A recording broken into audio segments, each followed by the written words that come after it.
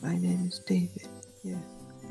Should I upload that guy's songs to our music playlist for background audio? Yeah, just very faintly it starts coming. My name is a fucking mimic. Oh yeah. Very faintly. That'd be goddamn funny. Oh my god. Could you imagine? I guess it wouldn't be that hard to imagine that because I could just do that. Yeah, I mean, I could picture it. I could be listening to the song right now, and then we're talking, and it would be very similar. Pretty much. Like, I'm listening to Silk Sonic right now, but I am listening to Fleet Foxes. What? What is this? Hold on, let me check this out. What are you checking? Fleet Foxes. They're kind of like Simon and Garfunkel, and I know you like those guys. Simon and Garfunkel's 2 guys. This is 6 guys. Well, yeah, but they do like harmonies and stuff, and it's pretty cool. Okay. Maybe it's gonna be akin to Smoky Brights in some way. I don't know. Maybe. It's very folky, chamber folk. I think you like folk music. Really? What gave you that idea? But you don't listen to a lot of classic folk. Oh, do you listen to a lot of Cat Stevens or Simon and Garfunkel? I listen to Simon and Garfunkel, but that's kind of the extent of it. I prefer indie folk. I'd give Cat Stevens a listen, honestly. I might. I will make sure to check what. T for the Tillerman is the album I could come up with. I'll put it in our chat. Shit. Anyway, welcome to our FNaF podcast. Yeah, welcome to our FNaF podcast. We talk about anything but FNaF. Yeah, it ends up derailing. But today is a subject that Taylor came up with instead of what I came up with. At gunpoint, no less.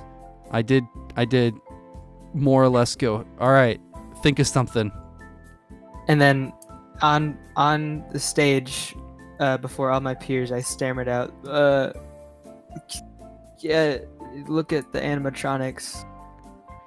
Yeah, so that's what we're doing. So that's what we're doing.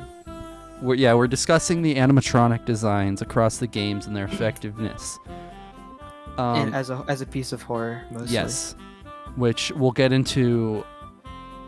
I will find another reason to dunk on Security Breach. I'm actually gonna include Ruin as a separate thing because I think Security Breach and Ruin. I have a list of the games I want to talk about. It's just like a before and after, really. Yeah, but Ruin has such a different aesthetic, and it's I want to get into that a little bit more. They put garbage bags in washing machines. That's true. I do that sometimes. I'm not sure why. What? I do that sometimes. You put garbage bags in washing machines. Yeah, Never once have you done that, and never will you. You don't believe I've never done that? Why would you put a garbage bag in a washing machine? Because the washing machine was also going to the dump. No, but like as in any other sense, where you still had the washing machine and it was functioning. Oh no. Why would you? Okay. Well, to clean the garbage before I put it in the Oh yeah, it's gotta look all nice before it goes to the dump. Well, yeah. Because I don't want to get the trash the garbage bin all dirty. Going to the dump is like picture day for elementary school kids. Big day.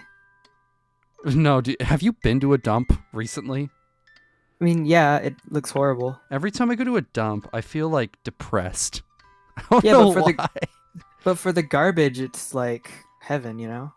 I guess. Finally gets to be amongst its peers. I think other garbage. It's more like a middle school dance. Would you ever willingly go to a middle school dance in middle school? I went to 2. Why? Okay, well, truth be told, I was hanging out with my friends at the time. Did you have fun? For the first one, I did. The second time, I was really sweaty and covered in glow sticks. I don't think that was a middle school party, Ben. It was. I have photos. They're on my Instagram. I can find them. It sounds like something else. But anyway, we're discussing the FNaF character designs. Yeah. Which FNaF character is the best at a party? The best at a party? Depends on the kind of party, but it's Music Man. Oh, I was gonna say Monty. Music Man is a good Music answer. Man would boogie like crazy. If it was a stoner party though, Candy Cadet. That's true. That's true. You get so much candy. It'd be awesome. Oh, I meant because of the stories. Well, yeah, but like you could put other things in the candy dispenser theoretically. Edibles. Also. Yeah, usually candy's edible.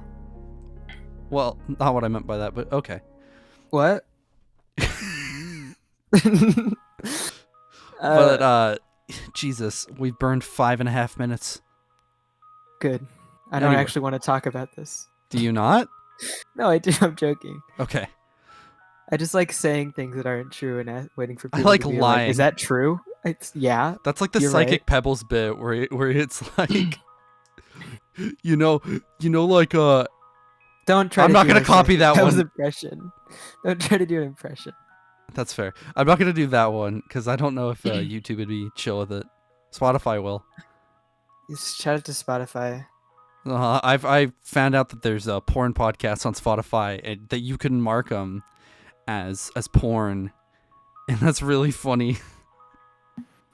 They don't want porn. They have an explicit content option. No, you can do that. Oh, you can mark it as porn. So you can mark it as explicit, which I do for our podcast because we swear. And then you can mark it as 18 plus. And I go, holy shit, why is that an option?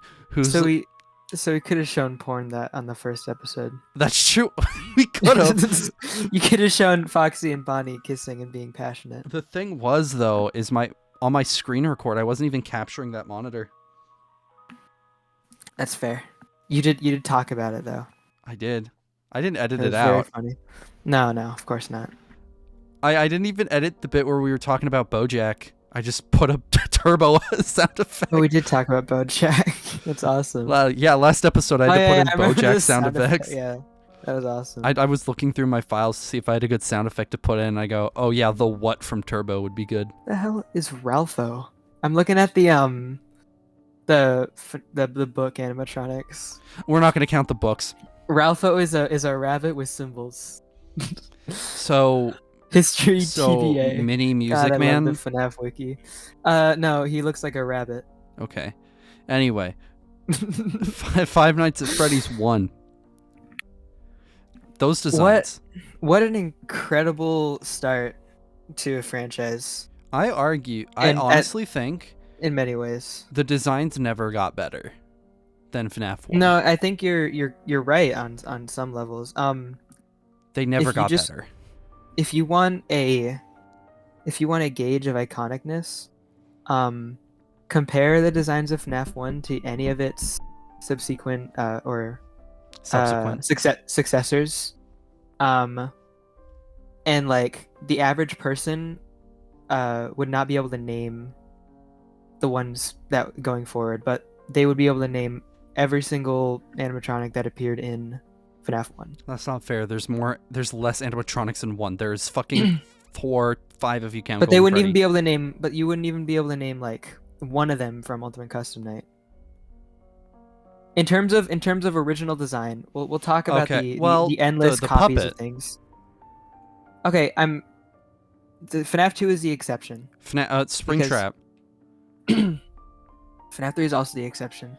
I'm talking literally about every single one of the characters in Sister Location. No, Lefty. That's what I mean. They wouldn't. Ben, you are not an average person. Most people would not be able to understand Lefty. That's Lefty's fair. Lefty's too complicated. I love that Lefty, the way it's spelt versus what the acronym stands for, is completely different. Yeah, he's got like awesome. A Wall-E name. It's not Lefty. It's Left-E, but they spelled it Lefty. Yeah. Well, I mean, that's infinitely more understandable. Yeah. But Lefty. Shout out to Lefty. Yeah, Lefty's pretty cool. I think Lefty is just like. Can we talk about Lefty a bit more? We'll talk about him when we get to Pizzeria Sim. We're still on FNaF love Lefty. 1. But like, here's why I think FNaF 1's peak design and why none of the games recaptured it was because FNaF 1, you could buy them as like actual child mascots. They weren't too creepy. That's why one thing with FNaF Plus is like they don't they look too scary. Like, what kid is gonna sit there and be like, oh, that's fun? What parent is gonna sit there and be like, yeah, I'm gonna take my kid to this? Yeah. The Freddy Fazbear's, at least the first location, was like a major thing, and even Fredbear's, like those were huge. They were so popular. Yeah, the grounded nature of the designs, were that was why I never believed in dream theory. Fuck dream theory. And second of all, are why like, yeah, I forgot what I was gonna say. I really hate dream theory. I hate dream theory from a narrative standpoint, but I think there was, to some degree, there was evidence. As much as other people want to claim that Scott never intended that, including Scott, I think it was to some level the original intention. It was subconscious at most. Yeah, it was an idea. A dumb idea. But I think just like buying into the fact, like you said, that these animatronics could be mascots, really gave a great platform for whatever the fuck he ended up doing after that. Right. Because like with and FNaF 1, that's something that is lost in the later things, but I think narratively it was okay because of technically a change in designer of the animatronics. Should we compare or at least like say if we think each group of animatronics was built by Willie or Henry? We could, but I'm pretty sure there's like in-universe like confirmations for most of them. I think because FNaF 1 is Henry. Well, yeah, I think like it's pretty straightforward for the most part. Yeah, no, because most of them, like Lefty's designed by Henry, and you can kind of tell because I feel like out of all the original all the new animatronics, if you put Lefty on stage next to the original four, he's not out of place. Yeah, the same can be said for the Rockstar animatronics, I'd say, though. Because they are literally, like, Rockstar Freddy is the exact same. Wait. Rockstar or... No, yeah, Rockstar. Yeah, Rockstar, because Glamrock is a security breach. Yeah. I mix them up sometimes. That's fair. They're just so similar. I wouldn't even say, though, that Rockstar Freddy is all that similar. I would say that they still resemble Henry to an extent, but I don't know, they look kind of out of place compared to the originals. I think but like Lefty looks like, if you put him in the original pizzeria, like you could imagine him next to all of them and it wouldn't look that weird. Correct. It's not like putting Toy Freddy against like normal Freddy. I mean, like, for lore reasons, the Rockstar animatronics are made by Henry. Mm-hmm. And I am in fact looking at Lefty and Rockstar Freddy right next to each other. They have very superficial differences. For example, one is black and one is brown. But otherwise, they are almost exact replicas. But put Lefty up against like normal Freddy. I know, I'm agreeing with you. I would say you put Rockstar Freddy up against normal Freddy, it looks weird. If you put Lefty next to normal Freddy, it looks normal. And if you put Lefty next to Rockstar Freddy, it looks normal. I don't know. Yeah, Lefty's just kind of peak character design, I think. That's what I'm saying. Like, he's got a microphone and a bow tie, a hat. That's true. Ears. Like, it's really the whole package. That's true. But no. One eye. Yeah. Anyway, so FNaF 1 is top as FNaF 1 is easily the FNaF 1 it works because of the 80s nostalgia. Mm-hmm. That is very prevalent, and so specifically 1. I think the rest of them kind of abandoned that kind of aesthetic.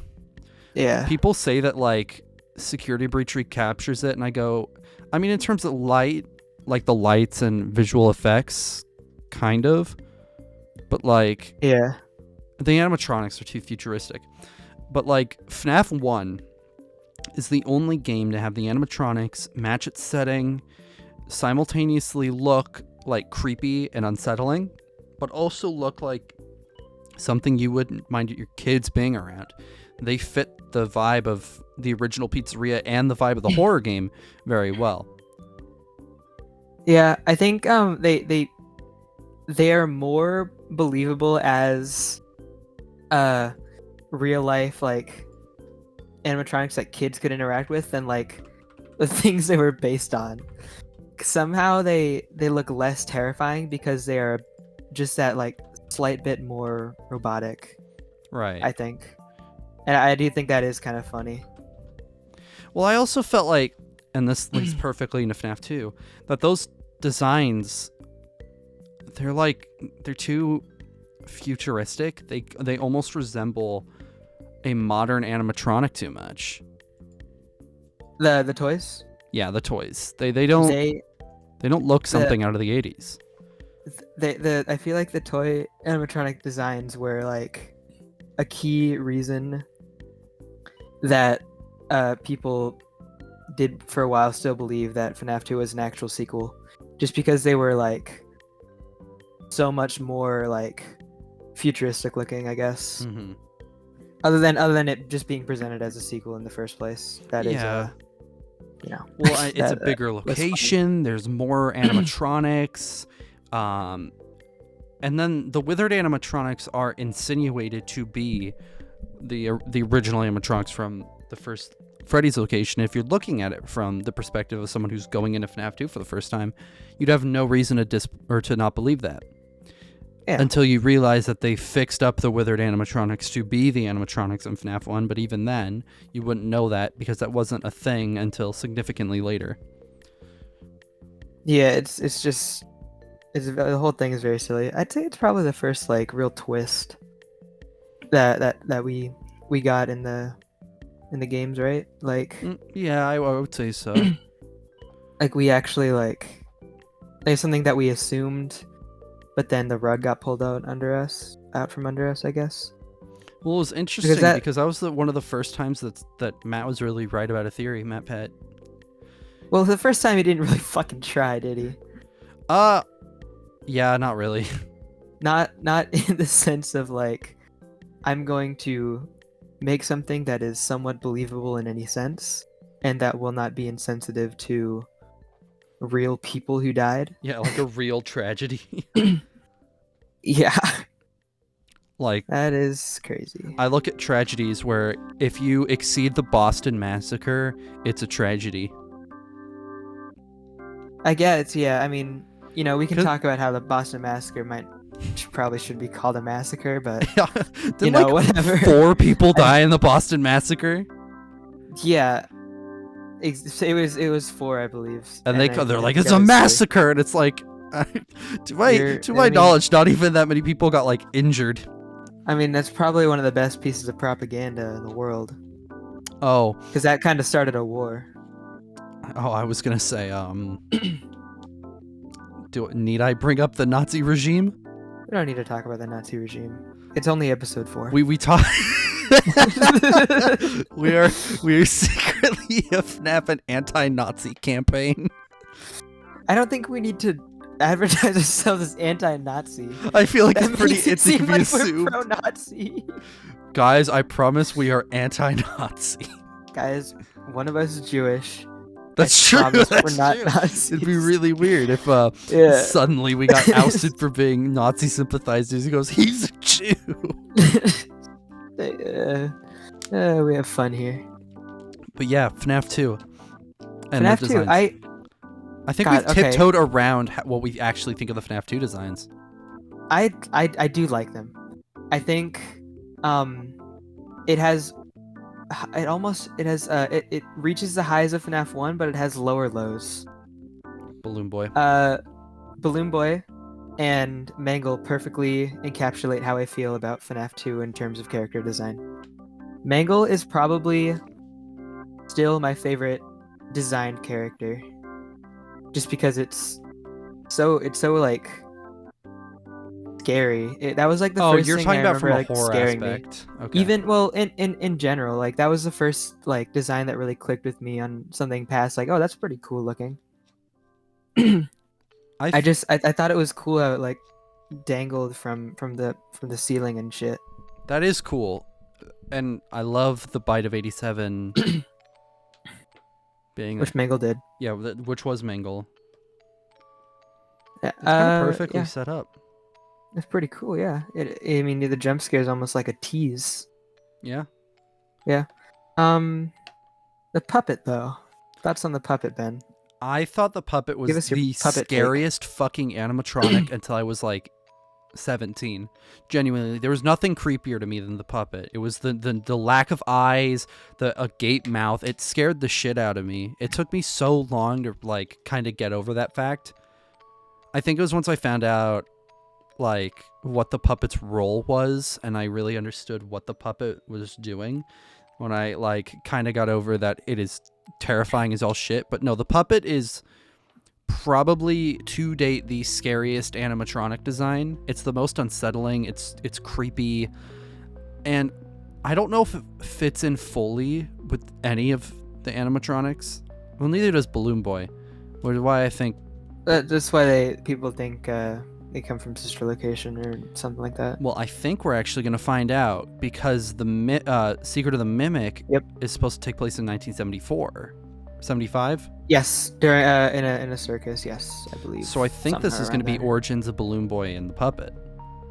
Is that game VR, by the way? I've seen things about it. I don't know if it's going to be strictly VR, if it's going to be a Help Wanted scenario, or if it's going to be a lot more of a standard game. I don't know a whole lot about it. I honestly would not mind if Steel Wool just stuck to VR. They seem to do a lot better with that. I don't know how like a full game would be, but I guess we'll see. Help Wanted 2 is such an if you look at its like base gameplay and its mechanics, aside from some of the glitches, which they patched out a lot of them in this new update, that also gives Secret of the Mimic teasers. It's very mechanically sound, both in VR and outside of VR. Like if you play it as like a normal game, it's very well made, and I think that if Steel Wool stuck to smaller games like Help Wanted, that they would succeed. It doesn't even have to be VR. They've nailed VR outside of Hello Neighbor, but like they could make smaller games. Like if Into the Pit was kind of made in the same way as like, and this might be sacrilege, but imagine if Into the Pit was a lot more akin to Security Breach, but it was that kind of movement, but in a smaller location. I think it'd be fine. Yeah, I mean, just historically, FNaF has done better when it's on a smaller scale. So yeah, I don't think it's too out of the, it's too like crazy to think that if you just stick to a smaller scale thing and let the like the setting and the like various clues do most of the talking for the game, I think we'll I think we'd be golden. Right. That's why Into the Pit works so well. Exactly. It was on that same like idea. They stuck to a smaller game length. I don't think FNaF works well with longer games. I feel like there's something there with the length of a game. Yeah. Where it's like more, it focuses more on replayability to compensate for the length rather than more content. Exactly. I think that works to their favor. Which is what makes the next game we're going to talk about so great in FNaF 3. I did want to talk about the puppet a bit more because it was interesting what you were saying, because I was never scared of the puppet. I was always fucking terrified of it. It scared the shit out of me. I kind of like got like as I was learning about FNaF 2, I was also like actively learning about the puppet and like the lore behind it. So I never felt like put off by it, I guess. Yeah, but I mean, like, fucking look at this shit. It's like this slender build, like the no eyes, no mouth, like just a gape mouth, the cheeks. There's no eye. There's also a theory that I've read, and it's not a FNaF theory. It's just like a theory in character design, that no eyebrows on a character is inherently creepy. I mean, yeah, it makes it less human. Yeah, and that's what the puppet is. It's uncanny. It almost looks too human, and it's so creepy. It kind of, funnily enough, it's why the original animatronic designs worked, because Scott can't design people, and it's almost like he tried to make a person with the puppet, and then like went to town on just like making it kind of weird and unique. Because like, I don't know. Look at the legs and the hands. If you need to call those hands. I mean, I don't know. I just kind of feel like I could break it up and put it into boiling water with some soup. No, with I some just pasta. think that fucking face, the emotionless. It has a smile, but it's like an emotionless, dead-eyed face. It freaks me out. Yeah, I can understand that. I just think you're a bit of a pussy. Anyway, okay, truth be told, all right, that's fair, because I wasn't really into horror until like 17, when I got over the puppet. You're not scared of it now. No, I'm so desensitized to it. I think my scariest animatronic to me is actually in FNaF 3. You guessed it, it is Phantom Freddy. That motherfucker. You weird. Is that true? You're clowning. No, I'm joking. It's obviously Phantom. I can't remember what the Phantoms are. Springtrap. Yeah, Springtrap. Because I'm a because remove the actual person inside of it. Just picture like any person inside of that. How agonizing that must be. Yeah. Like the actual like suit itself is what scares me. The idea of Springlocks are and will likely forever be the scariest part of FNaF to me. It's definitely the point where Scott cemented horror outside of atmosphere and jump scares. And it was now we're thinking about the implications of the horror. We're thinking about, because I don't think the dead kids were really prevalent until FNaF 2, and then they weren't really considered creepy and kind of like a major facet until FNaF 3, when they got their true ending. Yeah, Scott never made. Scott was not making games that he could inherently graphically depict the horror of a kid inside of a suit without taking away from the atmosphere. I feel like it would have kind of ruined everything else. Because of the way Scott designs children, you'd look at one of his goofy ass human designs in a suit and you'd go, that's also true. You can't picture one of Scott's designs in the suits because it's just not scary. Scott seems to struggle with human designs, excluding.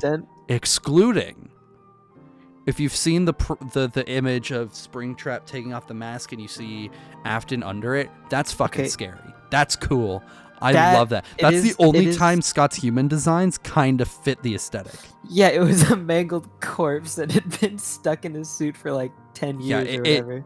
It fits. That Scott knocked it out of the park with that shit. I thought Springtrap is so cool. And I agree with, I can totally see how that could be your scariest animatronic. I think that it's an ingenious design because if you look at it, if you imagine Springtrap fully put together, right? No decay, no person inside of it, just a suit.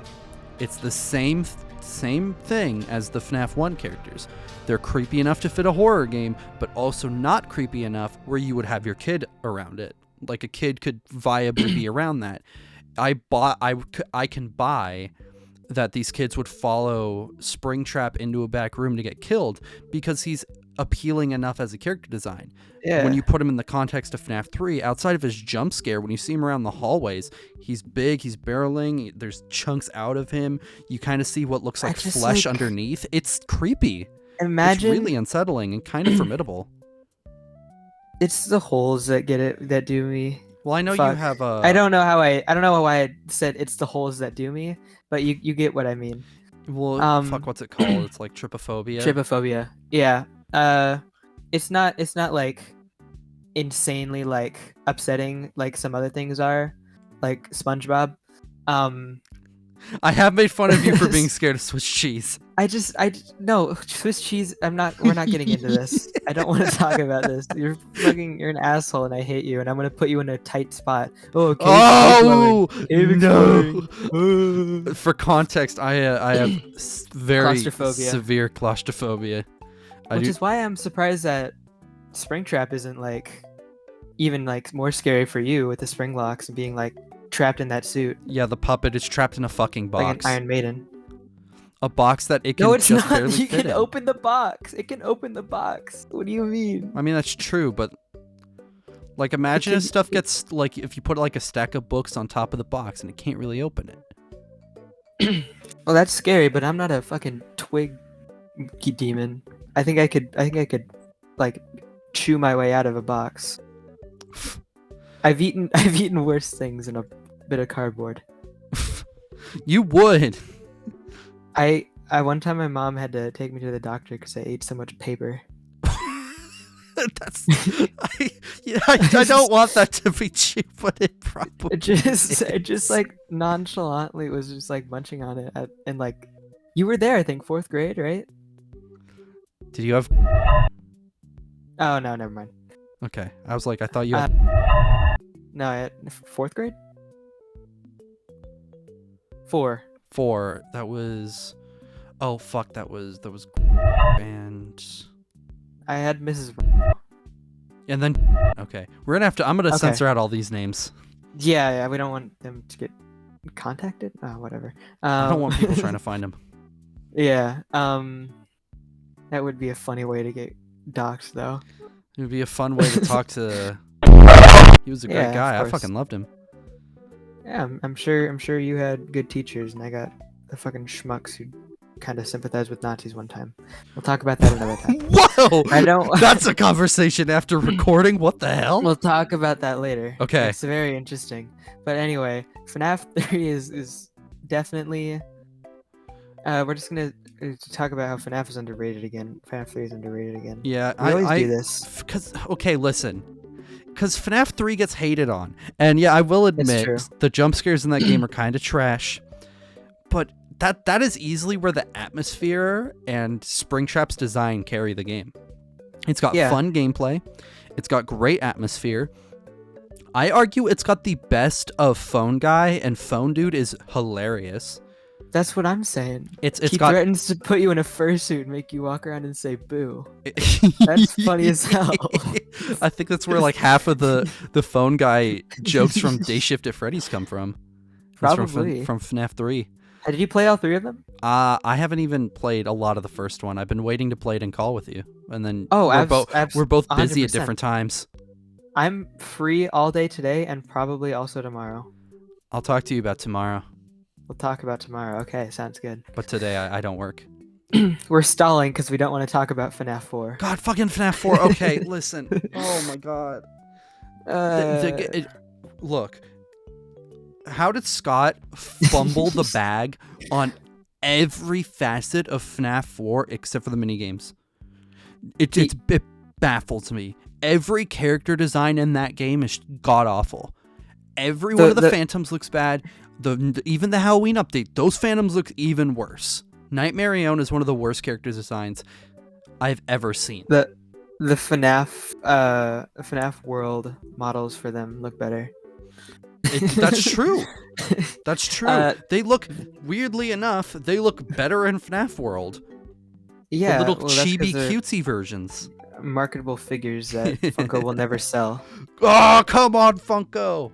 Funko, like, I don't understand why you make terrible plushies when Scott made a whole made a whole ass game with cute little figures for you to sell, and you won't do that. You'll just make the sister locations. You'll make Dark Springtrap.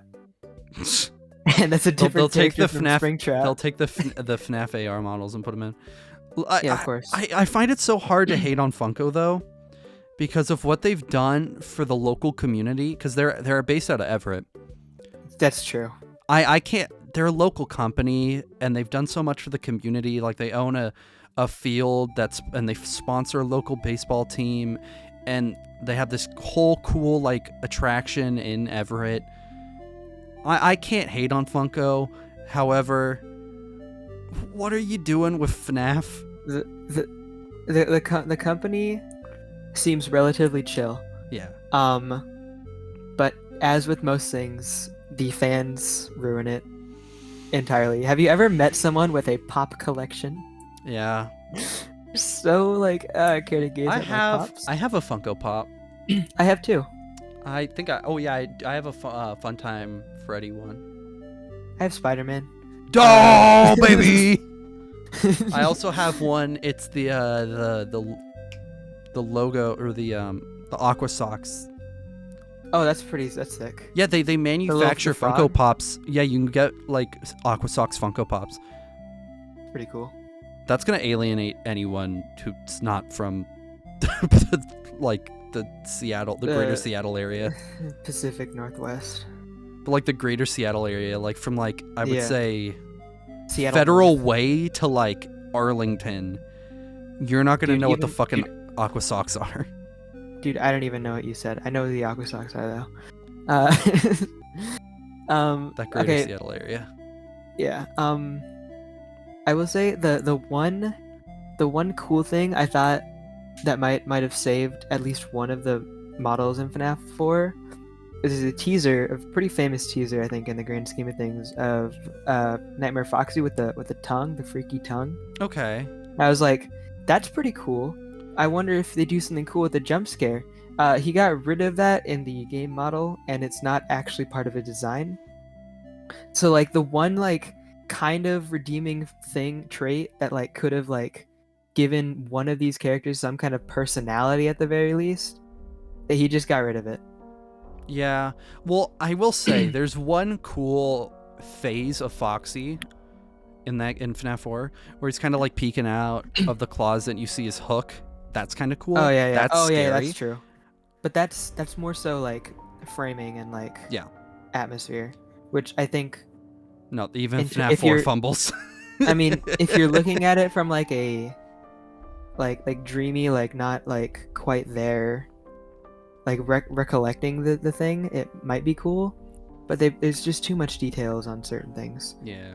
Do you want to talk about the models for Fredbear and Spring Bonnie though, from the minigames? Yeah, I mean, we haven't. There's done not that. a whole we lot. Do that for FNAF 2 or 3, but like. Yeah, but I mean that's because they're pretty akin to their in-game counterparts.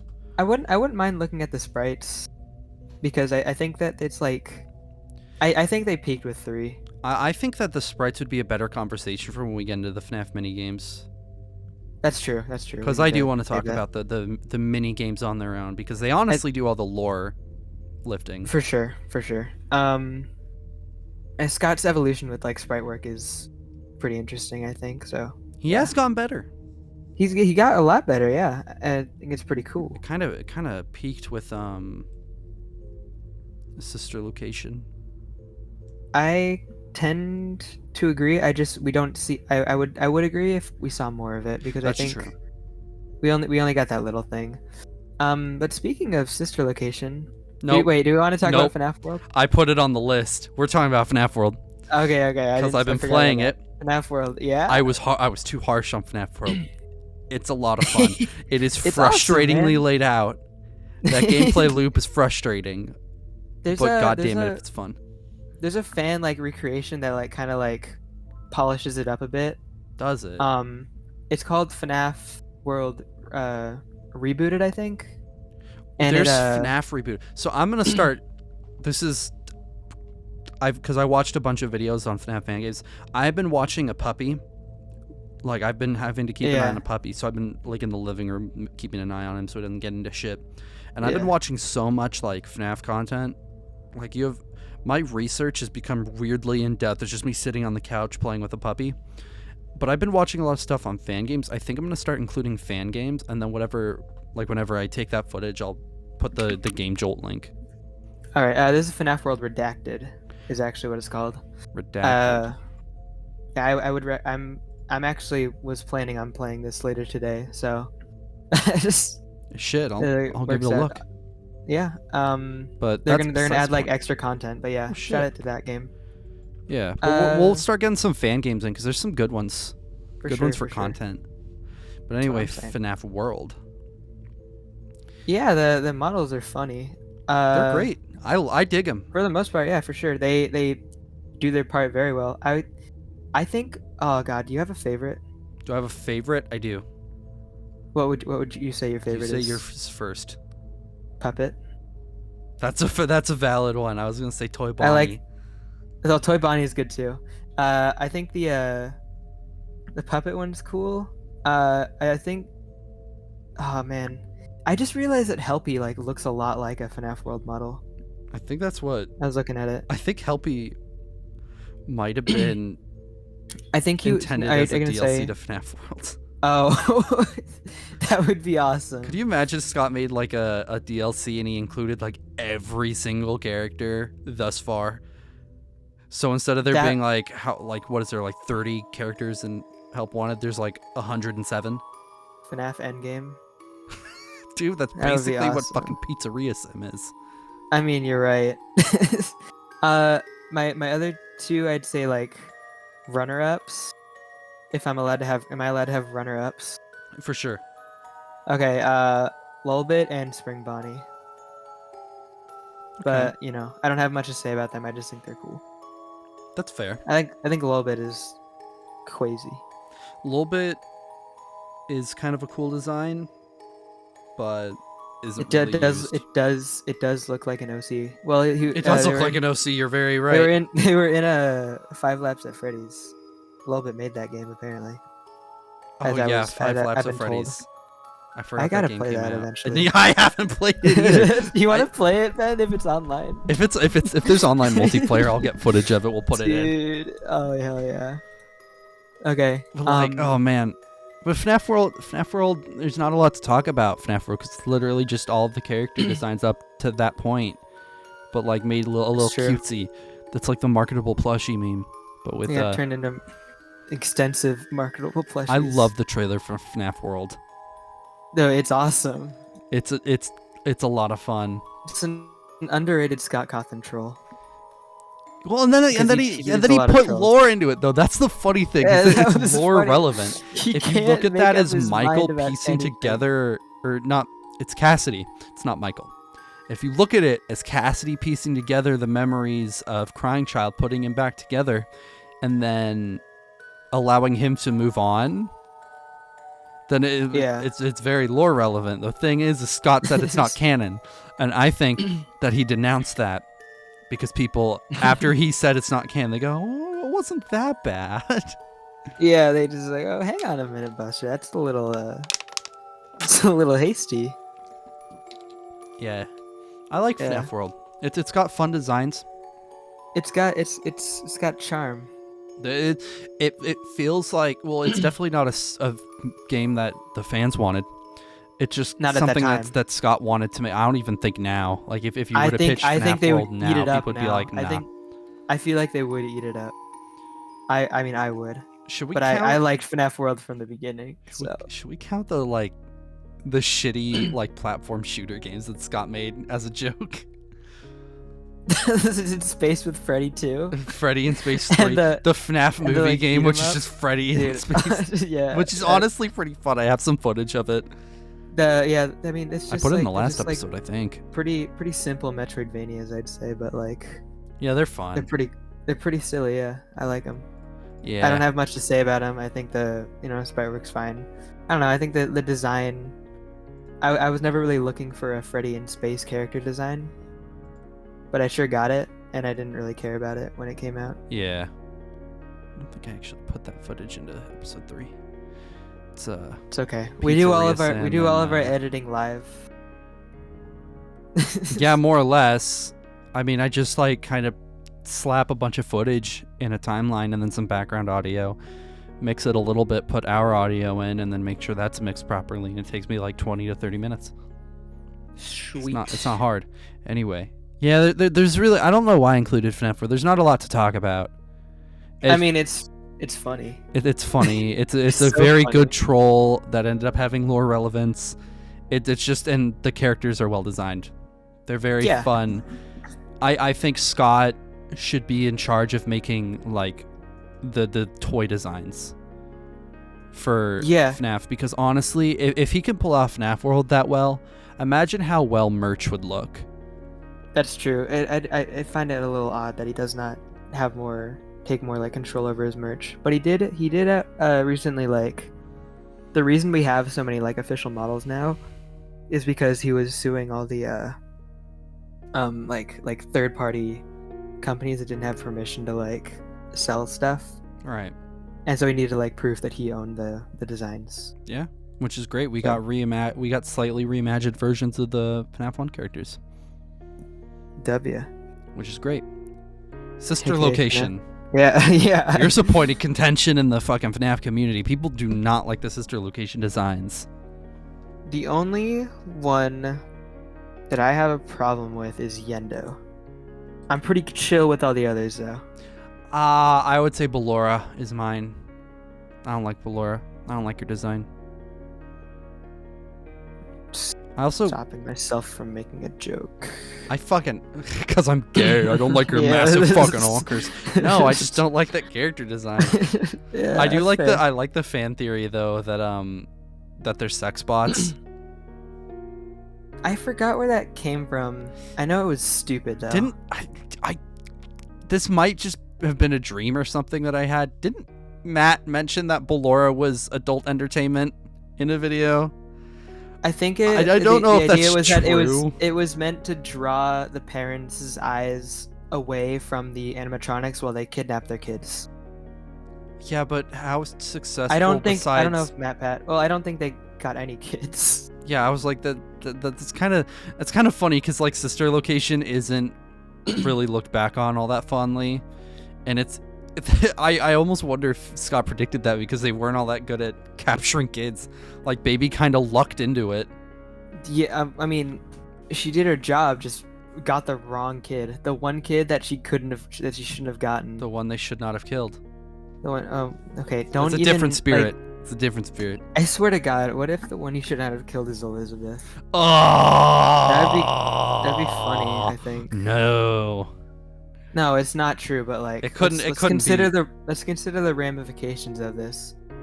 So Elizabeth, through loyalty to her father more than anything else, which is weird, escaped from that complex he had them all trapped in, and then found him in the Pizzeria Sim location. And then after they burned, she has this moment of enlightenment and decides to torture Afton for all eternity. Yeah. That's that's kind of like, it's a bit more noble, I'd say. To an extent. Not necessarily sensical, and there's no evidence for that to ever have taken place, but well, I mean, Elizabeth's kind of a shit. Yeah, all my homies hate Elizabeth. Like she was a piece of shit. Like when you put her dialogue in that game, like she's so fucking whiny, dude. She calls you a dummy. I do think that's pretty funny. I hate that line. Because dummy. That's where they keep the scooper. Dummy. It's where they keep the scooper. I go. I didn't even get to respond, you prick. Yeah, it's just like, fuck you, man. I wish the only valid use of AI would be if there was a horror game where you could talk to the antagonist and they respond accurately to you.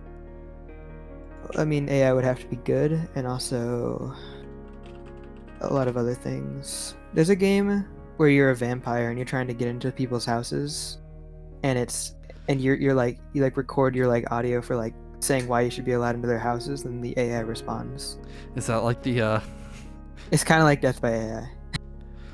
Is it kind of like, have you seen the Tomska sketch where where it's the vampire trying to get in his house? God, like years ago, like multiples of 5 years ago. That sketch isn't that old. You bastard. It feels that old. It didn't come out in the 20s. I think everything before the 20s is everything before the 20s is a blur to me. No, but it's a good. I really like Tomska. He's awesome. I watch a lot of Tomska. Shout out to Asdiff movie. Nope. It's Asdiff movie. But, what? Pizzeria Sim. Pizzeria Sim. I'm done talking about sister location because we're gonna get into Ennard's design, and I don't like Ennard's design. I mean, it's not necessarily meant to be pleasing. No, but it's just like a bad design. Do we want to just really quickly say our favorite designs and our least favorite for each game from sister location at least? We can go back and do the others if we want to, but yeah. Okay, you go first. I went first last time. Best design, Baby. Worst design, Ballora. Shit, I don't have an answer actually. Best design, Funtime Foxy, I guess.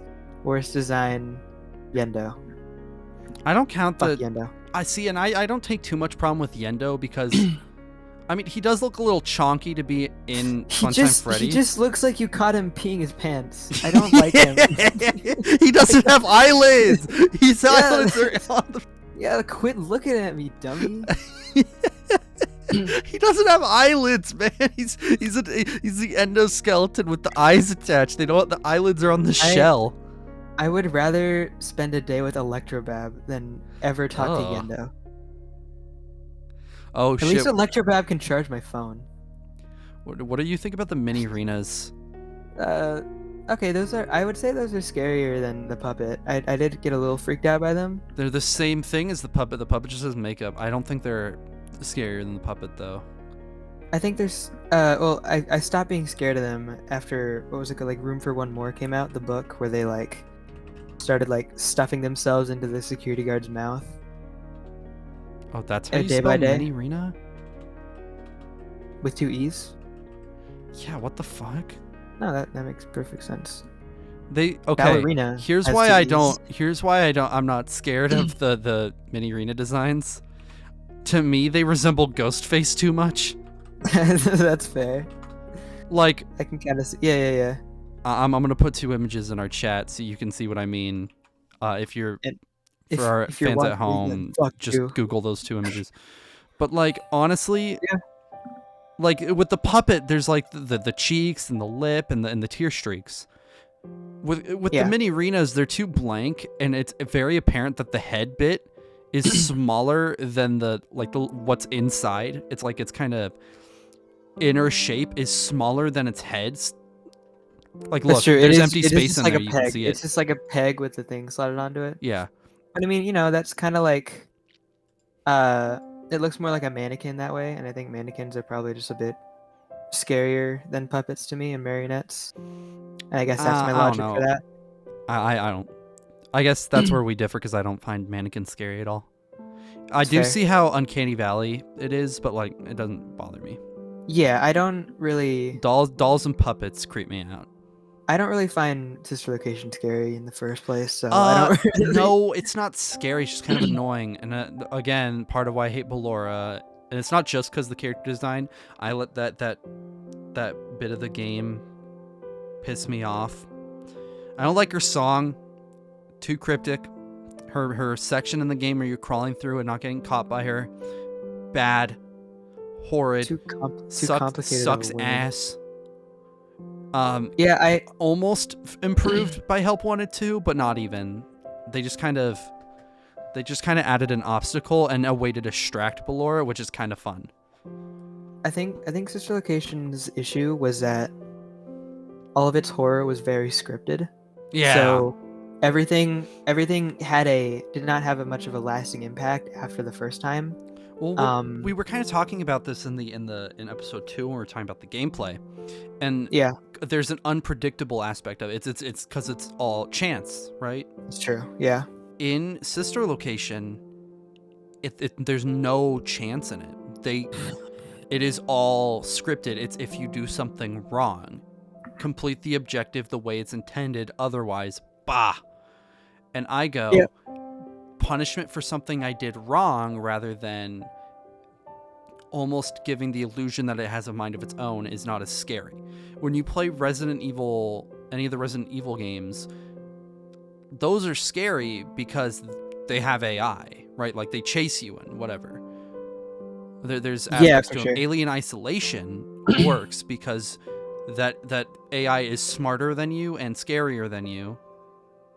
Or like it's terrifying because it has it chases you. It's kind of Security breach. You never feel like you're being chased by something that has a mind of its own. It feels like if I press the wrong button at the wrong time, boom, I get got. The only time I think it's even remotely scary is in the Office segment, but that's because it resembles the original FNaF games. That's true. I think best FNaF games thrive due to atmosphere and replayability, and Such Location had zero replayability pretty much until the best DLC in FNaF probably. Was it a DLC or just like an update? I think it was. I mean, it was downloadable content. I don't think it cost money, but I think it was just an update to the game. I don't know if it might have just been an update. I don't know. I think it was just a patch. DLC at the time. But I don't know. I would say DLC would be more like Ruin. That's fair. Anyway, I think it saved Sister Location for me, and I mostly defend Sister Location on the basis of its custom night, because I think it's probably one of the best ones. I put it at least above FNaF 3. At least above 1. 3 didn't have a custom night. Did it not? No, it just had nightmare mode. No. I mean, you can't really like. It's not above 1. What are you talking about? I put it above 1. I like it. 1 is so. 1 is so good though, because like that gameplay loop is just so good. It's so sound. FNaF 1 is easily the one that holds up the most, and it's the one that I feel like every fan game tries to remake 1. I don't see a lot of remakes of 2.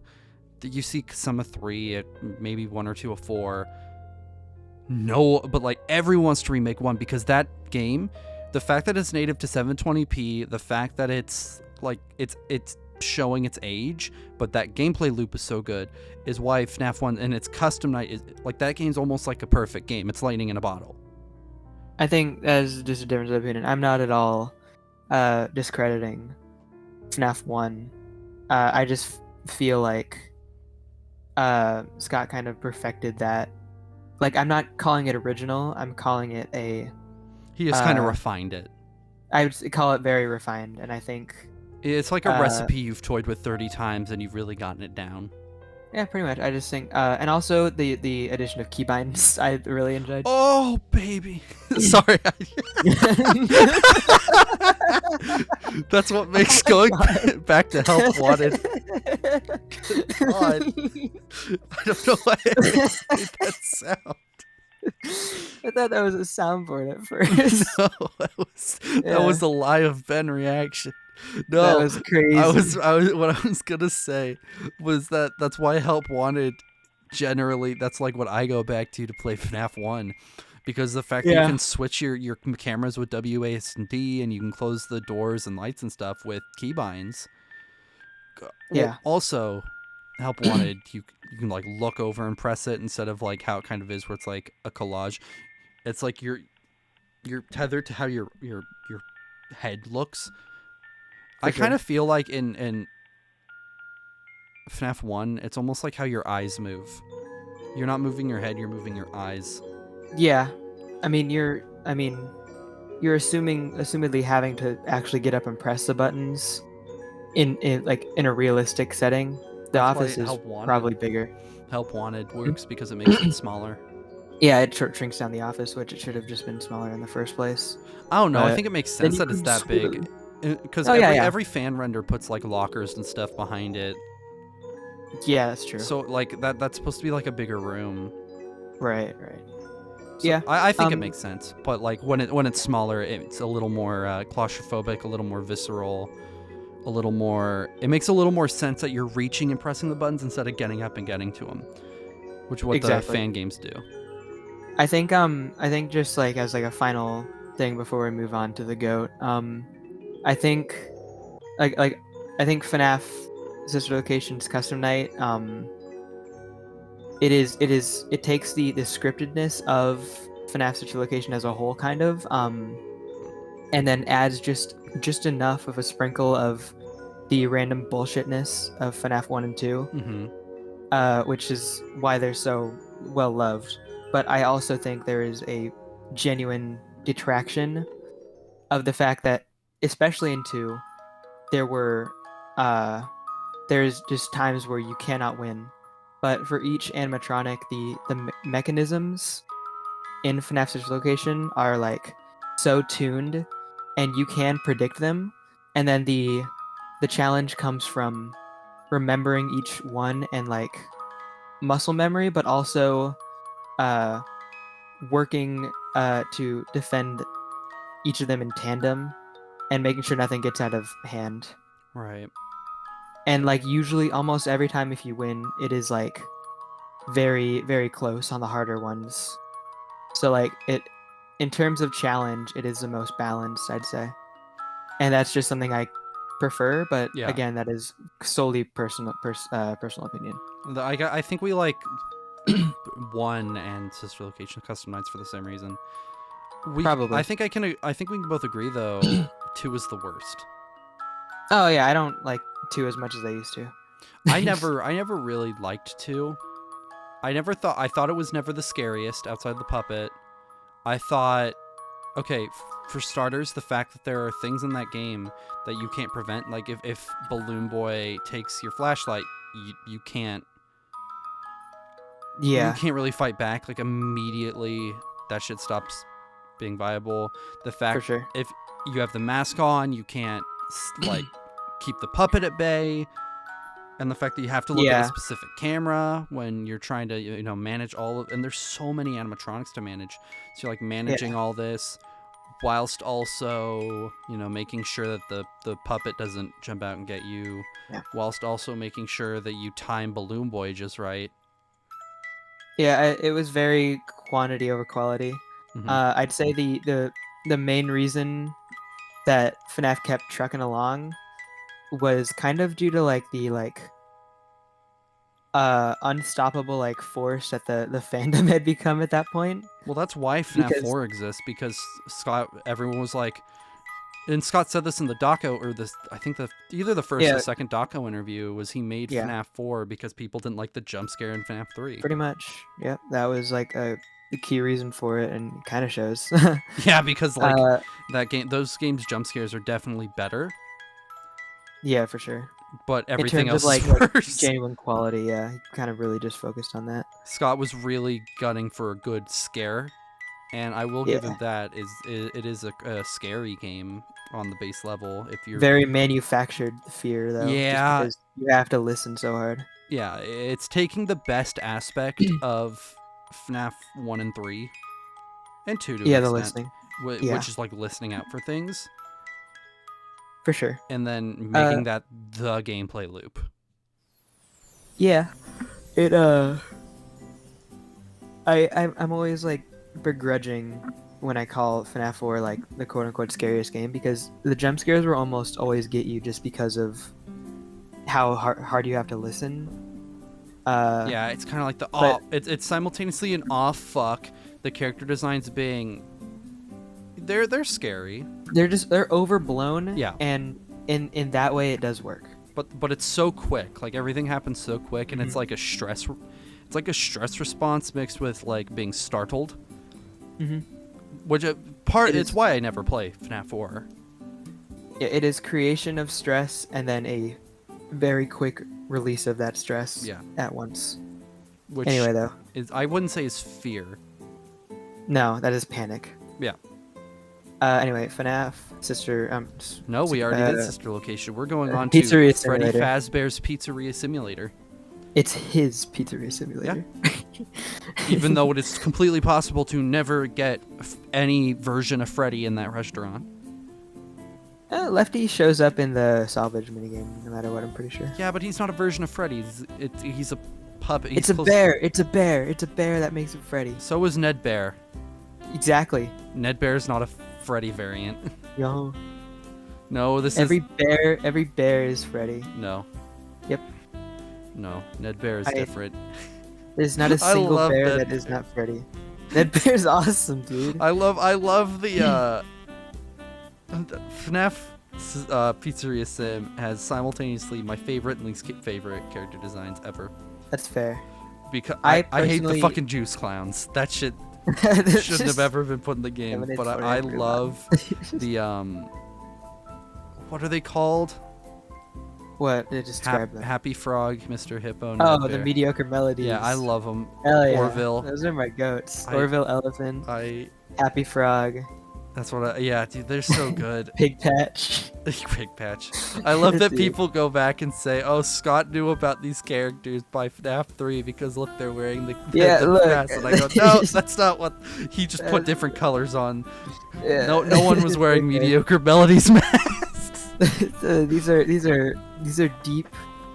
These are deeply coded into the heart and soul of FNaF. I like to imagine a kid would wear a Mr. Hippo mask, but I don't think that any child would. Like, I love Candy Cadet and I love Mr. Hippo, but no kid would enjoy that. That'd be solely for the parents.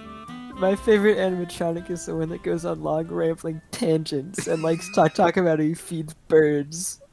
He's an old man, and I love that. Like both my jobs have been customer service jobs, and I love that because I like interacting with weird people. Like, you know this, I find weird people so intriguing. Yeah, not dangerous weirdos, but like right. I'll be right back. Bizarre people are so strange. He will be right back. I'm gonna talk more about why I love Mr. Hippo. But fuck, man, Mr. Hippo. The fact that there's a character. And I don't know who voices him. I'm sure I could look it up. Who voices Mr. Hippo? What's up? Who voices Mr. Hippo? I don't know if it's Scott. I hope he just they found some old guy on this. No! It's an actual a voice actor. Damn it. He voiced the Terminator. Funtime Foxy and Rockstar Foxy. Okay. Damn it! Okay. Rockstar Joe Gaudet. Oh, okay. I think I got it. I think that's how you say it. Gaudet. Gaudet. Yeah. Bless him for Mr. Hippo. God, what a. But part of me wishes it was fucking Scott. I don't care if it would sound like Phone Guy or Phone Dude or any of the Scott characters. I just want to hear his voice crack. I want to hear Scott as Mr. Hippo telling people that you're obsessing over the lore too much. Yeah. Oh, I fucking pizza. You know what? Fuck it. I said FNaF 1 was peak character design. No, Pizzeria Sim is peak because Pizzeria Simulator is peak for a different reason. Trash in the Gang is peak. I fucking love Number One Crate, dude. Number One Crate. We're gonna have an episode. We're gonna have an April Fool's episode where instead of Lefty and Bonnie, it's gonna be Number One Crate and Pan Stand. Yes. Yes. Thank God you're on the same level as me. Oh my God, I love Trash in the Gang. Dude. I wanna put googly eyes on my fucking vacuum cleaner. Didn't they just scribble? They scribbled on a pan and put it on a broom, and they said, "All right, finished product." He put a balloon on a trash can. And sold it. Trash in the Gang. This is why I actually can't forgive Funko for anything they ever do, because they've never given me a Number One Crate plush. Where is fuck? That would sell like hotcakes. Oh my God, I'm trying to find all the names. Where is the Mr. Hugs plush? Mr. Hugs, dude. Mr. Can Do and fucking Bucket Bob. Oh man, Can Do. What's his name? Can do what? You're inanimate. Yeah, they're the only. Could you imagine? I love that they have jump scares and voice lines in Custom Night. They just have. Does that imply that they're fucking possessed? I don't think so. Who's the poor child who possesses pants? Dude, William Afton. That is canonical that a child possesses a vacuum cleaner. Purple guy just shoved a dead body in a trash can and called it a day. He just shoved it he put a kid in a fucking vacuum cleaner. Have you seen that clip of the Garfield movie? Not the movie, the show, where he he finds Normal dead. He looks at Normal in the trash. That's in the Garfield show, which is the show I unironically watched as a kid. I watched a couple episodes of it. I don't really remember it though. So I remember it vividly, and I remember the first time I saw that clip, I reacted the same way then as I did when it became a meme, which is just maniacal laughter because fuck. But no, that's how Mr. Can Do got me.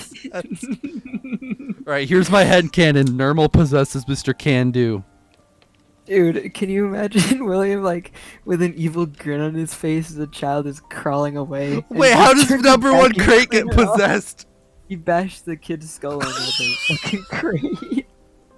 Dude, holy fuck. And then he put foam fingers on it. I think we've reached the crux of that. It's all downhill from here. Anyway, fucking Pizzeria all of this Sim. to say is that Pizzeria Simulator is literally the GOAT. There's nothing wrong with it. There are anything that's wrong with it is surface level, honestly. Yeah. Like the nailed character designs except for Scrap Baby, Molten Freddy, and whatever that weird Springtrap variant is. Is that Burn Trap? They just call him William Afton, but technically the fans call him Scrap Trap. Scrap Trap, yeah, he's horrible. Those are Scott's worst designs. Call him Peanut Afton. Why does his head get bigger?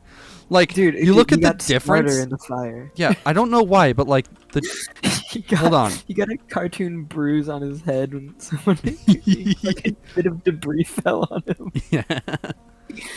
But like you look at the design of Springtrap, right? And that's a good design. That's creepy, like that's unsettling. It's got the stringiness, which I always thought was kind of eerie. Right. Like that's like kind of the fabric poking out. But you look at like Scrap Trap, dude. How did his head get bigger? I couldn't tell you. How did he transform? Like, why is he missing an arm now? Like, I don't know, man. Why did he change? He has a knife. He has a knife arm. That's a bone. It's a bone knife arm. That's Scott was like, all right, how do I make peak design scarier? And he made it look fucking stupid. He took an air pump and shoved it into his forehead, and then he took an arm off, and it was like beautiful. Cause like let's just puke on it or something. I don't know. Yeah, that's his worst design, I think. Is Scrap Trap. Scrap Trap is stupid. It's bad. It's okay. We can forgive him. We can forgive for the goats trash in the gang. Let's give it up for trash in the gang. I would literally, dude. They're coming to town. They're going on tour. Trash in the gang.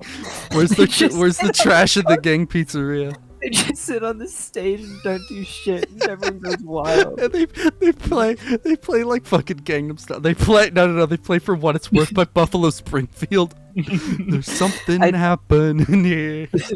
I got a feeling that somebody's watching me. And it's just fucking number one crate.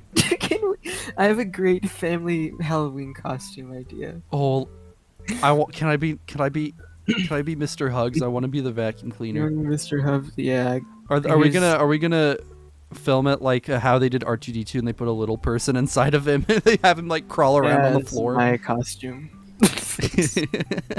No, your pan stand. We're gonna duct tape a frying pan to your head.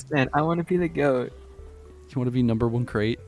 I want to be number one crate. Why is it so poorly cropped? God, I could make this.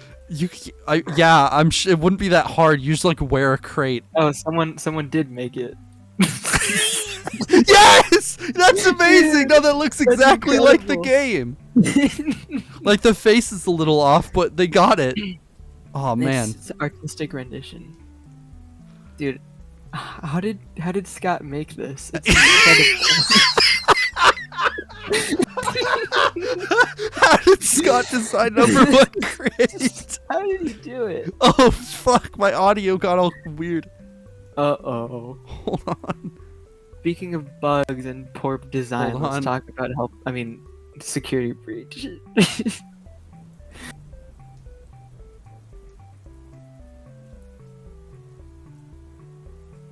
Oh shit, you cut out. How long has that been the case where I haven't been able to hear you? Am I gonna have a lot more editing to do? I didn't say much of importance. Shit, we might have to cut a lot of a big chunk of the video. We'll go back. This is gonna be one I actually have to edit. Uh-oh. Can you hear me now? Yes. Okay. I could hear you. It was the fact that on OBS it wasn't capturing. Oh, I hadn't been saying much of importance, but okay. I don't know. I forgot what I was gonna say. Ruin. Yeah, I think the most like That's the most non-linear Ruin should ever FNaF should ever get, honestly. Mm-hmm.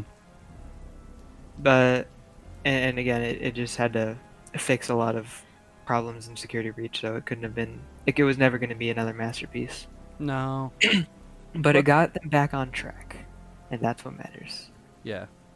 But I'm still on fucking Burn Trap and the Blob. Oh, right. So I was gonna say Scott. Scott never intended Burn Trap to be an ending. I think he just mentioned it, and Sewell was like, "Got it." No, William's this is what it meant to be. He was just supposed. So the Blob and Burn Trap were character models in the game. You were supposed to find them just like dead on the floor in the pizzeria, and that was your confirmation that Springtrap was dead for real. Yeah, exactly. like he wasn't. It was never meant to be like an extension or anything. No, and then Steelwool went and did that, and everyone, including Scott, was like, "Boo!" And that's I've what seen like happened when 8 you... videos on why that boss fight is terrible. Everything from mechanics to lore. Lame as hell. It's horrible. It's not even that it's lame. It just sucks.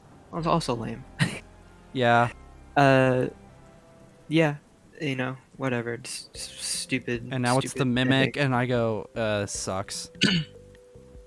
I'm interested in the Mimic. It kind of needs to.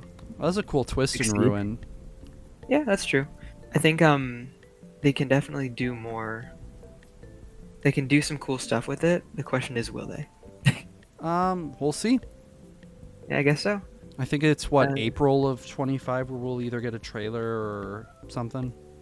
Something like that. That was teased and Help wanted to. Yeah. You'll have to talk about that because I actually didn't know anything about that. Oh, you didn't? Okay. I haven't heard about it. So, quick tangent. There was it came out last night. There's an update for Security Breach, which adds a new ending to the game, and new character models, and it patched some things out, which is great. The updates were solid; they're really good. But what they added in terms of lore, which no one was expecting, people were like, "Why are they updating this game?" But it was a lore thing, and it adds a new ending where you see the circus location where we'll find what's the clown's name? I forget. My name is a fucking mimic. Oh yeah. You know, but there's a name for it. It's like Jackie. Jackie, thank you. So we're gonna see Jackie's location. There's been some leaks of like it crawling around an office, which I think was from one of the demos at a convention. Yeah, I think so. Yeah, at PAX. Yeah, well, it wasn't the PAX one; it was another convention. Could have sworn it was PAX, but okay. What I'm talking about specifically was a different convention, but there were stuff from PAX that was leaked. But if we ever go to that, we should record ourselves and our experience. They don't like with the FNaF stuff. They don't like. I know. Don't other people do that? Well, not like the gameplay, or at least like we should talk about it. If I'm not mistaken, they make you sign shit saying you won't talk about it. They really like when they show those demos. It's very limited in the people that go in and what they can talk about. It's really weird. Like they're so specific with what you can and can't do. Okay, then we can at least talk about our experience going to it. I guess. We can briefly mention it at one point or another when we forget what we were talking about. And then breach our NDA on accident and have to edit that bit out. Speaking of breaching NDAs, have you ever heard of Afton Built? Yeah, I did. It was cool. You know the whole deal with that, and yeah, it's why why Theft King got into controversy. And then he said the creator of Pop Goes deserves to go to hell. That was funny. Because a truly deplorable and then Kane Carter was like, yeah, boo-hoo. No, I sent you a Rickroll. I'm evil. That shit was funny. That was awesome. But fuck, what were we talking about? Ruin. Help Wanted 2. We can actually, that leads into, because Help Wanted 2 is next on the list. But anyway, that ending, you get to see, I forget what the glitch thing. What? It's like trap? No, it's something else. It's like a new thing. It was in a van and it comes out. I don't remember the specifics. Okay. because I didn't play it because it happened. I updated it last night and I was playing Marvel Rivals until I went to bed. Yeah. But I watched a video on it and it's I forget what they call it. To new ending. Nope, that's not it. The Mimic. Where's my ball? I'm running out on the road. But you have to get like puzzle pieces now. You have to go through all the games and you have to collect these puzzle pieces and then you get to go to the house. Cool beans. Which looks really cool and I'd be intrigued to see how it fits in. I want. Yeah, you can. There's not much you can do about it. You can kind of walk around and then there's an ending where you see. Like did you record it? Or are you gonna put it in this? No. Video? Well, it literally came out last night. Oh. Okay. And I updated it. I haven't gone because I haven't beaten Help Wanted 2 yet. Oh, gotcha. So I need to, mostly because of the I finally beat the Chica mini game. But oh fuck, I forgot which game I didn't want to play. Oh, it was the Endo Workshop. I didn't want to play that. It's really annoying. Okay. But it's like MX or something or. MX. It's like MXES. Mixes. Yeah, I know what you're talking about. The security system. Yeah, he comes out of it. I think it's just mixes. Yeah, it's something like that. Yeah. But the entity, if you want to call it that. Yeah, Purple it was in truck. Ruin. It was in Ruin. It shows up again and it goes off in a van. Like that's kind of the ending of that character. And then that's kind of it. It's supposed to be just a teaser for Secret of the Mimic, which will be cool. I hope Steel Wool keeps it linear, or if it's going to be open world in the same way that what's the name of that fan-made FNaF remake where you can wander around the pizzeria? There's a lot of those. But there's one in specific I'm thinking of, which I'm going to record. Mr. Turmoil. No, it wasn't that. Case animatronics? It's like FNaF rewritten or whatever. Oh, okay. there's like a bajillion of those, so yeah. Good luck. Well, I know which one it is because I watched a video on it. Because again, taking care of the puppy. But right. Yeah. So if they keep to that, it'll be cool. Yeah, for sure. Do we have anything to say about the character design of Help Wanted 2 that we didn't talk about in Security Breach? Honestly, it's all the same. Yeah, they didn't change anything. I would took those models. I would say arguably, I think it fits a little bit better in Help Wanted 2, but that's just because I like Help Wanted 2 more. I see where you're coming from that. Fucking Music Man's bit, he is huge. Like in Security Breach, he's pretty big, but you're also small. Yeah. In Help Wanted 2, where you're, I'm pretty sure, normal sized. They either make you normal sized or you're playing as Cassie. I don't really know. Not sure. But you're assumed to be like a normal sized person. Music Man is massive. Yeah. Like I love Music Man, and that's actually a really fun mission.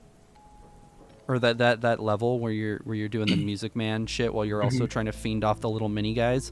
That shit's fun and kind of challenging. Fiend off? You mean fend off? Yeah, that's what I meant. Okay. Fend off. Just making sure. Like that shit's cool. Music Man is like gargantuan. He should not exist. Yeah, he's a big guy. Anyway, Help Wanted 2 is cool. The character designs are cool. Help Wanted 2 is just a lot of fun. I think Helpy's funny. God, no, that's actually okay. The little bastard. It's funny because you can chloroform him. You can lobotomize him. You can lobotomize him, and that's always funny. I love that it's like, oh, he broke his leg off. All right, now saw the nub and put a peg leg on him. Yeah. Oh no, he suffered traumatic brain injury. Cut his head off. I love Help Wanted 2. That shit was genuinely funny. That was actually a really fun mission. I give Helpy a lot of shit now because he made it really annoying. But it's so much fun. Help Wanted 2 is so fun. The characters are well designed. It kind of takes the Pizzaplex and makes it a lot more enjoyable. Yeah. I like it. You play the game and you're like, maybe I could actually see people actually going to this Pizzaplex. I could see it being a viable option a viable direction for the company to go in. Yeah, for sure. Anyway, let's talk about the game with the best human designs in FNaF. Listen, because they weren't designed by Scott. Yeah, exactly. Well, okay, I guess we have to Help talk wanted. about Vanessa. Yeah, I mean, Vanessa, she's fine. Vanny sucks. Yeah. I mean, from a design standpoint. Anyway, Oswald the goat. Let's talk about Oswald. I don't know. He's kind of. He's a kid, goes to pizza, saves his dad. I just like the way that game looks. It's awesome. Everything about it. It nails everything that Security Breach doesn't. They removed the animation of Bonnie flossing because too many people were making fun of him for it. Okay, listen, I noticed that the first time I go, that's funny. Yeah, and then they got rid of it. Now he's doing like a hip thrust thing.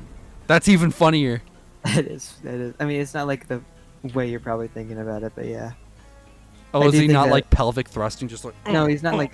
No, he's like moving his arms around. I don't remember. Oh, never mind. That's not as funny. If he was just like humping the air for no reason, like that'd be funny.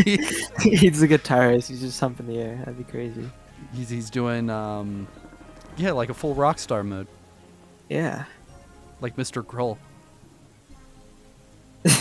Yeah. Not. It took me a second to remember who you're talking about. David. I don't think Mr. that's I his cheated name. on my wife. Yeah, whatever. I got another confession to make. It's not as bad as Usher. Existing. Confessions Part 2. Yeah. That's a good song. That's true. Yeah. Anyway, Into the Pit. Into the Pit. It's just well designed. Like everything looks good. If that is the path forward for FNaF, then we are going to be eating good. I think Mega Cat is going to be designing a series of adaptations of the Fazbear Frights and Tales of the Pizzaplex stories, and then I think we're going to see Steel Wool continue the main timeline. Continue like adaptations of non-game related media, and except for Secret of the Mimic. That's an adaptation of the Tales of the Pizzaplex. However, I think Tales of the Pizzaplex is canonical in the games. Well, they're taking the Mimic story and making that canonical. I don't think they ever explicitly made a book about it though. Wasn't it like what the Stitch Wraith was in Fazbear Frights? That was the Mimic. It was epilogue stories. I don't know, man. I know epilogue comes from Tales of the Pizzaplex, and Tales from the Pizzaplex is canonical in the game timeline. The Pizzaplex stuff is real, but I don't know how real Fazbear's Frights is. I don't know, because Into the Pit, if it takes place in the FNaF 1 location, and it's between Pizzeria Sim, the real world segments are between Pizzeria Sim and Security Breach, and it takes place in the FNaF 1 location before the events of 2. And then I could see it working. I want to put this to rest, though. I was watching one video, and he kept saying that the FNaF 1 location is the same as the MCI location, which is not true. It's a different store. They didn't go back to that location. You're saying the physical location that you... Yeah, the where you are in FNaF 1 is not where the MCI happened. Is the first pizzeria? Yeah. People think that the FNaF 1 location, they went back to it. I don't think it really matters.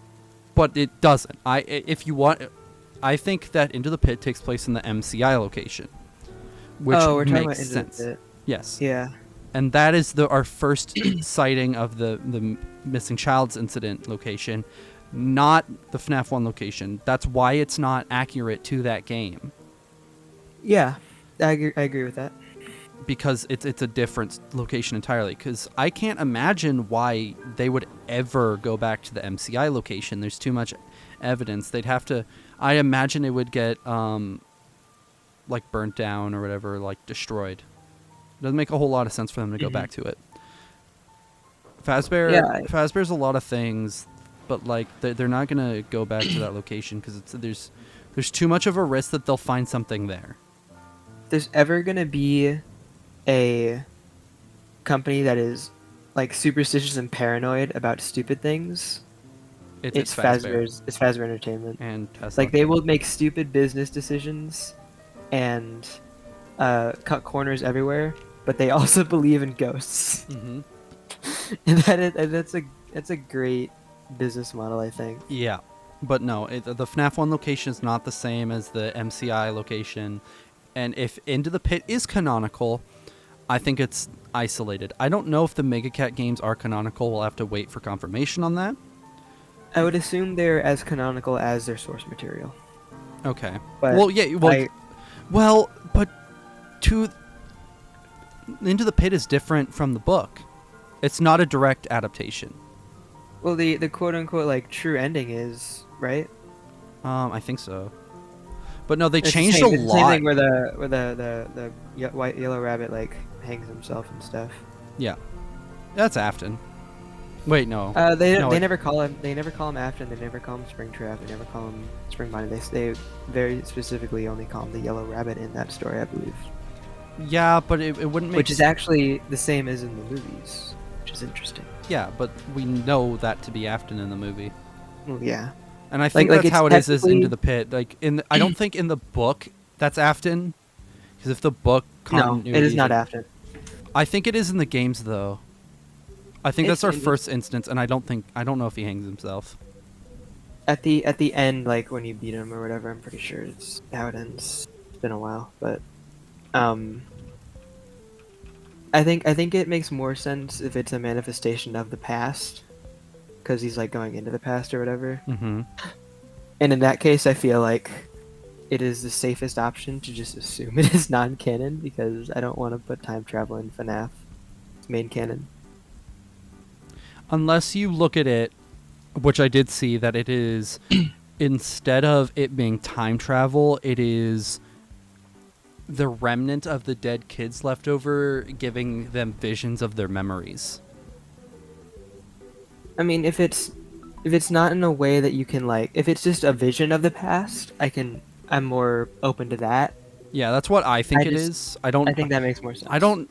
If Scott introduces time travel, or well, not even Mimi wrote the book, but if they introduce time travel into FNaF, none of it matters at that point, because they could just go back and kill Afton, and then the whole of FNaF doesn't exist. And then Henry's monologue doesn't happen, and we can't have that. And Trash the Gang doesn't exist, and we can't have that. Pizzeria Simulator has to be canon. And time travel has to not be canon. I like it better if it's a vision of the past. Yeah, for sure. I'd rather it just not be canon in the first place. I don't know. I think I love it as a standalone story. My head hurts just trying to remember the game sometimes. Yeah. I don't even like reading. I do like reading. That's a joke. I like reading. I just think it's awesome. But anyway, that's not what we were talking about. We went into fucking a whole tangent about the lore of it. The design Into the Pit, I mean, it just looks good. It's got a really ripped back. It's fucking shredded traps. I think it has that original FNaF 1 kind of vibe to it. Yeah, it's like very, very rundown. Well, it's kind of almost like being trapped in a liminal space almost. It's nostalgic. It's kind of eerie. Yeah. I think, and again, it does what FNaF 4 doesn't do, which it has a villain with an AI. Even if that AI is as simple as follow sound and follow you, it still feels like a chase. A game of cat and mouse. Instead of, you are in room, don't hit button wrong, sister location FNaF 4. Yeah, sorry, I've been listening to this song on loop for a while, and I think I'm going crazy. Oh, I thought you were gonna put the So he put L chips from the Security Breach soundtrack. I thought he was gonna put the fucking daycare theme.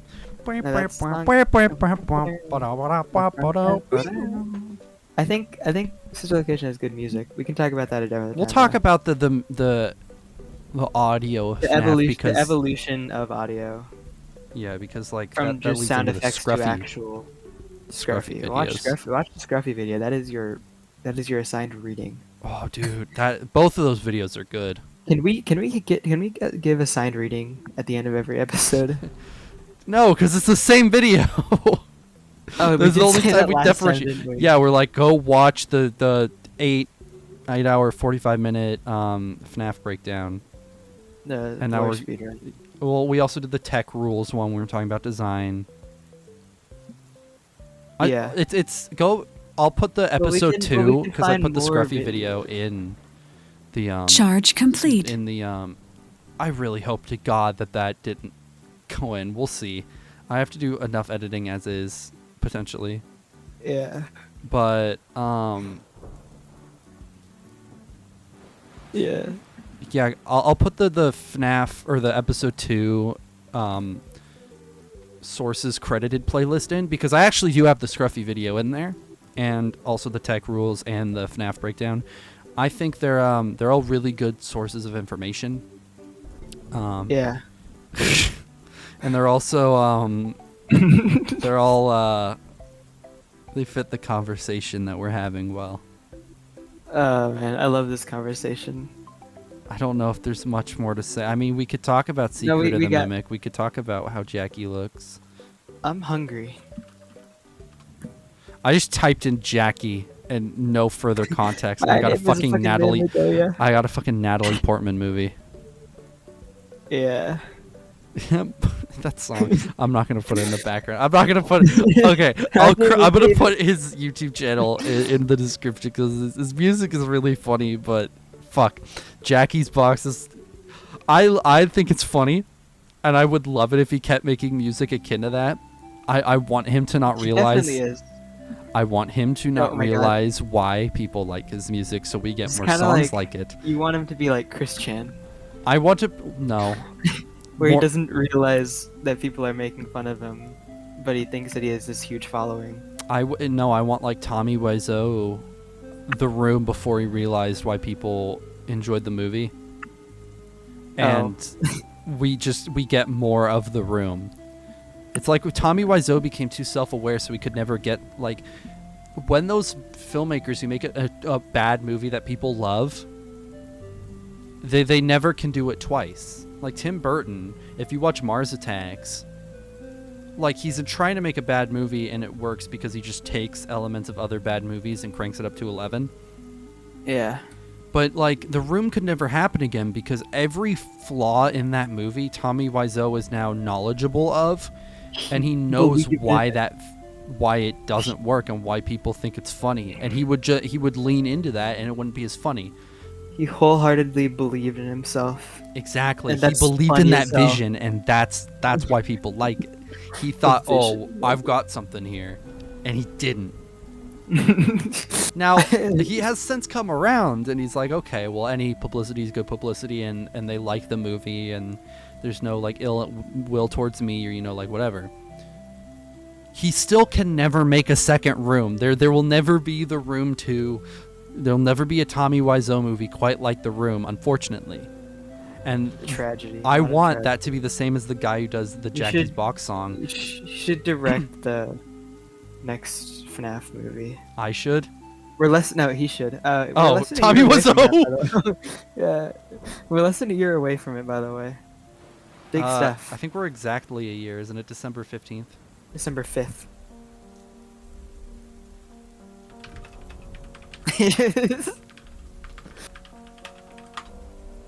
Oh shit. Yeah. Woohoo.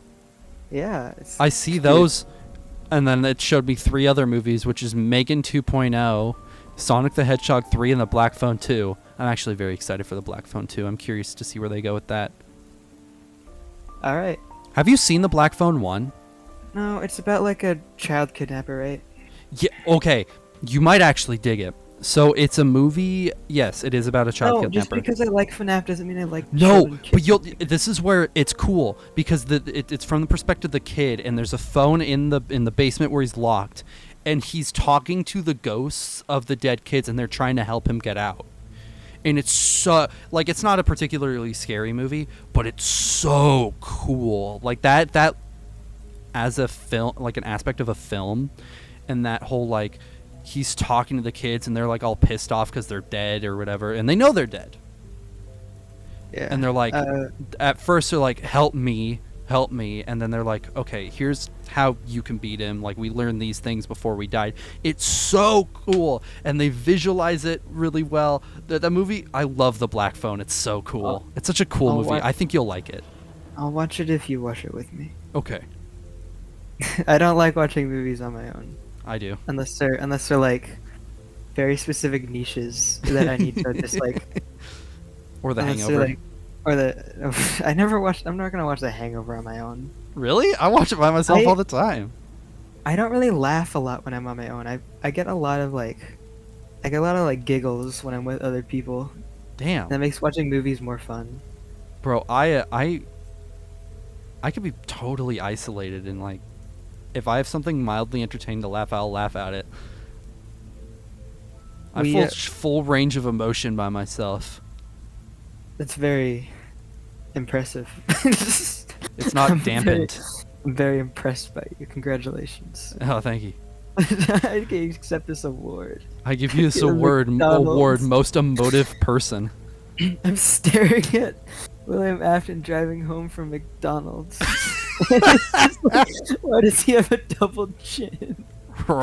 It's so like, full of kids. Oh, the ice cream machine's broken. Oh wait, my daughter's an ice cream machine. That's true. That's a good point. That was a comment, and I was like, "That's gold." That's a good point. Yeah, I like this video because it's just a Midnight Motorist theme on loop, and it's this freeze frame. Do they put like occasional belches in because he's so full of McDonald's? I wish, but no. Well, maybe. Hang on. I'm only 11 minutes in, so we'll see. I'll keep you posted. Anyway. I think we're off topic. Yeah, we've been off topic. I talked about the black phone in the FNaF 2 movie. We might need to put a bit in where we're done talking about FNaF, so you don't have to watch anymore. I'm not gonna do that. Fuck you. You listen to the whole episode the way we intend it. That would kill our attention. You can stop watching now. I think you could could have stopped watching like 20 minutes ago. Probably, but where's the fun in that? That's what I'm saying. You don't have to. Don't tell them to stop watching. Keep watching. I never did. I would never keep watching forever. There's this little cool thing where if you right-click the video, you can put it on loop, so you don't even have to replay the video. You can also loop our playlist, and you can just have all our episodes on loop. It's also true. All four. You'll never get tired of it ever. I hope not. I'm not tired. Neither am I. But I have been drinking sups this whole recording, and now I really need to use the bathroom. But also, I really need to I don't want to. I don't want to get up in the middle of the recording. Well, that's very polite of you, but if you want, we can stop the episode now. Yeah, I think we've discussed everything. We went through our list. We did. We went through every game. Well, before we go, should we rank our animatronics? No. We'll do best game design and worst game design. Game design or character? No, sorry. Like the graphic. Good Christ! The design of those games, like the look and feel of them, including the characters and whatever, the aesthetic, and then the worst. Okay. The best and the worst. Best and the worst. Start.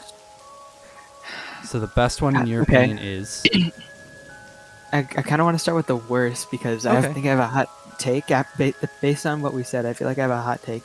If we're talking about like the, if we're talking about the actual like design of the and the look and feel of a game, I do still get a little motion sick whenever I play FNaF World. Really? There's so much going on in like later levels. That's fair. And I think the actual like overworld and a lot of the enemies, they look icky. So I would probably put that at my lowest. My favorite though, I have like different reasons for liking all of them. So I'm gonna strike some from the list to make my life easier. Like this is a test in 4th grade.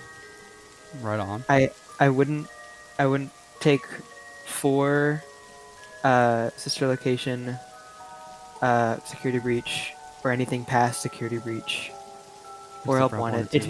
It's between 1, 2, and 3. Help 1 and 2 is cool. I would say 2. If we're 1, 2, judging and what we 3, said, not then 2 should be excluded. probably.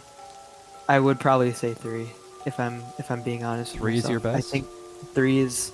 I love the griminess, That's fair. and I thought you were gonna say I think Pizzeria Sim.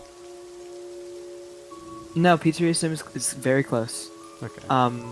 But 3, first of all, Fazbear's Fright is like my favorite like location they've introduced in any of the games, and it is a sin that we do not see more of it because it is such a cool idea. It is like a very like meta thing of like taking advantage of this newfound like nostalgia for these like creepy old animatronics and like the pizzerias in a game series that's entirely based on that. Okay. I'd be inclined to agree with you, because 3 is very close to my top. But what was your worst? Fair. FNaF World. FNAF War. Second is Security Breach. Okay. Don't get it twisted. Second is Security Breach, and it's pretty close between those two. My worst is FNAF 4, actually. That's fair. It's very close for me. I go back and forth whether or not I hate Security Breach or FNAF 4 more. But I think in my head, FNAF 4 doesn't have a single character design I like. And Security Breach has the core 4 animatronics that look good. So I give it a pass. Everything else looks like shit, but the core 4 animatronics look good. That's fair. For best, it's FNAF 1. They struck gold once. Pizzeria Sim got close, but it still has some things I don't like. For starters, I don't love that office. It's probably my weak. That's fair. I think it's the weakest office. It has the drink clowns and the little like egg guy. And Egg baby. Yeah, and it's just got some little things that I don't think are like, they're kind of funny, but they're not like well designed. It's almost like the FNAF series like kind of like grows up like a person would. Like FNAF 1 through 3 is like adolescence years where like everything like is kind of like there's less like complications almost. It's all simple and kind of straightforward. It's very straightforward in a FNAF sort of way. And then 4 to sister location is puberty. And then Pizzeria Simulator and Pizzeria Simulator through Help Wanted, including Ultimate Custom Night, are like those years where like you're still on your parents' medical insurance. But you're like an adult. But you're an adult, and then after that is like you turn 26, and then you murder the Your CEO life goes to shit. Medicare. Yeah, your life goes to shit for a little bit, and then it gets really good, and then it gets really good, and now it's a big question mark. God, I'm so excited for the Five Nights at Freddy's midlife crisis. Oh boy, because it can go in any direction. They can make Fazbear Frights canonical. The Mimic versus Afton. Afton's dead. Probably. No, Afton's like, dead. I know he's dead, but they're gonna jump the shark again. I know them. I know FNAF. They're gonna bring him back. Watch, it's gonna be like a Jason Goes to Hell scenario where the fucking Mimic goes to hell and battles him in Purgatory. That is what I was thinking about Freddy versus Jason when I was thinking about that.